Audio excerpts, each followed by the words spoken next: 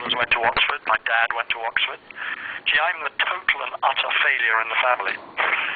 No, well, what do you mean? You got 11 years in Hong Kong, right? Oh, yeah, but what I mean is, for the English, you have to, like Americans, you know, you have to go to an Ivy League. You know, if your father went to an Ivy League, then you need to go to an Ivy League. And if you don't, you go to some state school in the Midwest, and you're a total utter failure, right? So it's that same kind of Brahmin, East Coast Brahmin attitude where all these boys go to Harvard and go to Princeton and they go to Yale, and they all come out looking the same, talking the same, with the same aspirations, right? And they all join the same clubs. They all go into the same professions, and it's deadly suffocating. Right. And you didn't do that. I didn't do that. You know, I don't know. Did we get wise? I think we got wise, you know? Well, we certainly know how to quote Mark Twain, who said, "Don't let your schooling get in the way of your education." That is very, very good. I've never heard that. Well, I'm going to send you a book that codifies exactly what you experienced. In other words, it looks at education and says, what is it that we're actually trying to do here? Are we trying to get a high score on a test, or are we trying to give the child a sense, all the tools he needs to actually do what he wants to do? So first of all, we have to succeed in life on his terms. On his terms. So you actually have to... As the individual that he is, different from everybody else, can he succeed in life just being himself? That's not what schooling is about. Well, it is in something called a big picture school. It's a remarkable place. I'm going to send you the information. Okay, I'm happy to read about it if things have changed. But, you know, I didn't know because I was 15, 16, and 17, and I wasn't that conscious, right? Right. This was instinctive, Stefan. This was instinctive for me not to play that game.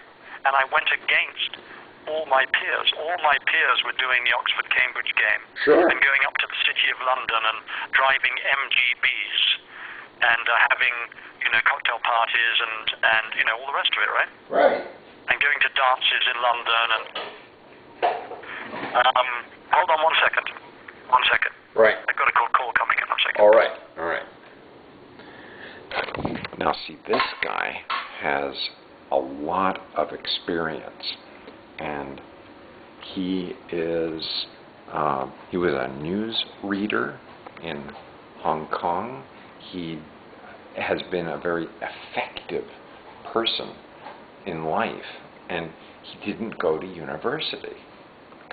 So he was able, he's telling me a little bit right now. I wanted to know why he has such a good set of living skills. And what he's telling us, he has a very good British accent. He's telling us that when he was a kid, he figured out what he needed to. Okay, here we go. Hello, Mr. Restricted. I'm sorry. I'm being such a functioning illiterate. That's the wrong button, you know. Oh, no problem. I just figured... I just cut you off. I tried to get the other phone call, and I said, I'm on the phone, so I'll call you later, and I pressed the button again, and of course, cut you off. But no, I'd love to see. Have things changed? I mean, you know, is there still education in schools? Well, Bill Gates, 5 years ago, made a speech in which he said, we need to restructure the high school so that it is not feeding people into colleges. That's not the purpose of high school, although many people think it is. Wow, that is heresy. Right, absolute heresy. He said, high schools should be a place where students can experiment and finally find something that they really enjoy. And because that could be what they'll do for the rest of their life. And we have to give them sufficient skills so that they'll be flexible in case their original industry changes in some way. And we have to teach these kids that it's a lifetime of learning. Wow. That from Bill Gates? And he took the following 3 words. We need rigor in our education so we can compete with China. So we do need to have some very good math and science courses. Right. We need relationships, and we need relevance. If we're teaching the same subjects to everybody, we're missing the point, because there's no standard kid out there that fits. There's no cookie cutter. And so if you make a cookie cutter, you're going to miss 98% of the kids. And that kid, the chance of that kid actually being fulfilled and happy is greatly diminished. If you cookie cutter the kid, you see, I get the feeling, Stefan, that for you and I, we've charted a kind of a similar course. In fact, I know you did this from just little tidbits of, family, history that I hear, is that you just basically did what you wanted to do, right? Which is so healthy. This is exactly what I did.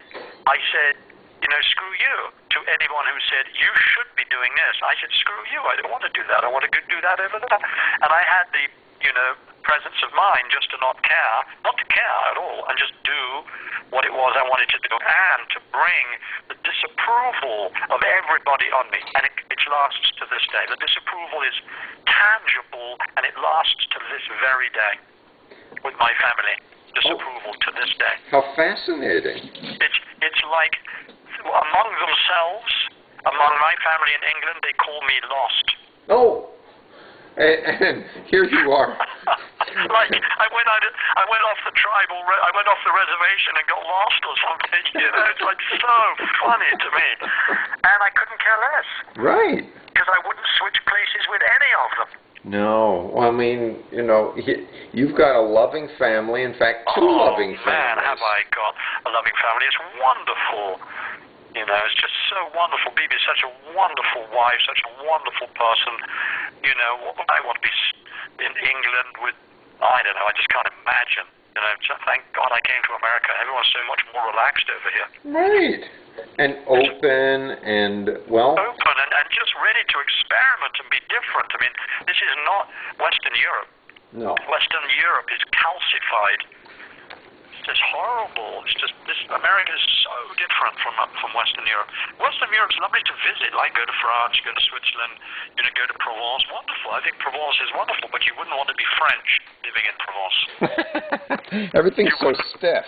You would not want to be. You would be suffocated if you were French living in Provence. But you and I could go to Provence, and we can thoroughly enjoy everything that Provence